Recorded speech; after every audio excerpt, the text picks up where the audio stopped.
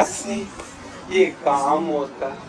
जिन लोगों ने मेरी पिछली वीडियोस देखी उनको पता चल गया होगा कि चाइना बिजनेस वीज़ा अप्लाई करने के लिए उनको कौन कौन से डॉक्यूमेंट्स रिक्वायर्ड है। जो एक बड़ी इंपॉर्टेंट चीज़ थी जो मैंने कहा था मैं आपको बताऊंगा, वो ये है कि आपकी जो बैंक स्टेटमेंट है और आपका जो पुलिस कैरेक्टर सर्टिफिकेट है वो आपको पाकिस्तान में मोफा से अटैच करवाना होगा। मोफा क्या बोला, ये है मिनिस्ट्री ऑफ फॉरेन अफेयर। मैं चाइना इससे पहले भी कई बार आ चुका हूँ, लेकिन मुझे ये चीज़ पहले नहीं कभी करवानी पड़ी।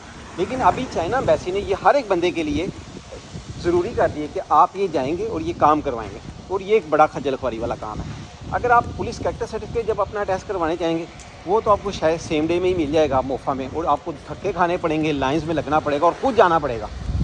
और अगर आप किसी बंदे को पैसे देते हैं तो उसके बावजूद भी अंदर आपको खुद ही जाकर धक्के खाने होंगे। दूसरी चीज़ आपकी बैंक स्टेटमेंट। बैंक स्टेटमेंट आपकी 12 से 15 दिन ले जाती है, और उसके बाद उसके लिए आपको कई बार जो है मोफा जाना पड़ता है, उनसे पता करना पड़ता है कि मेरी बैंक स्टेटमेंट आ गई है। उसके लिए करना क्या पड़ता है कि आप सबसे पहले अपने जो बैंक स्टेटमेंट है उसकी जो कॉपी है वो मोफा में जमा करवाएंगे, उसकी फ़ीस देंगे।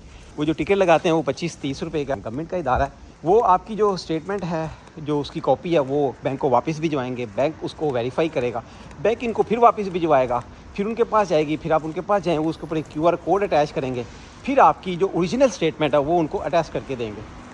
इसके लिए आपको कई दिन चक्कर लगाने पड़ेंगे, बैंक के नहीं बल्कि बैंक के भी और मिनिस्ट्री ऑफ फॉरेन मोफा के भी। उनके पास अच्छे खासे वहाँ पर स्टूडेंट्स भी आते हैं अपनी जो स्टेटमेंट्स हैं, अपने डॉक्यूमेंट्स हैं वो टेस्ट करवाने के लिए। तो ये एक बड़ा खजलख्वारी वाला काम है। मुझे ये फ़र्स्ट टाइम करवाना पड़ा मोफा में जाकर, तो मुझे तो बार लग पता गया।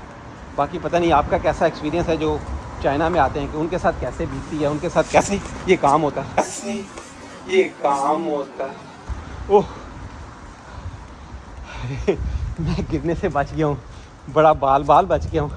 अच्छी खासी यहाँ बारिश हुई है, फर्श नीचे से फर्श बल्कि फ़र्श कह रहा हूँ कि सड़कें गीली हैं, तो पता नहीं मैं कैसे बच गया हूँ। बहरहाल अभी मैंने सब कुछ आप लोगों को बता दिया।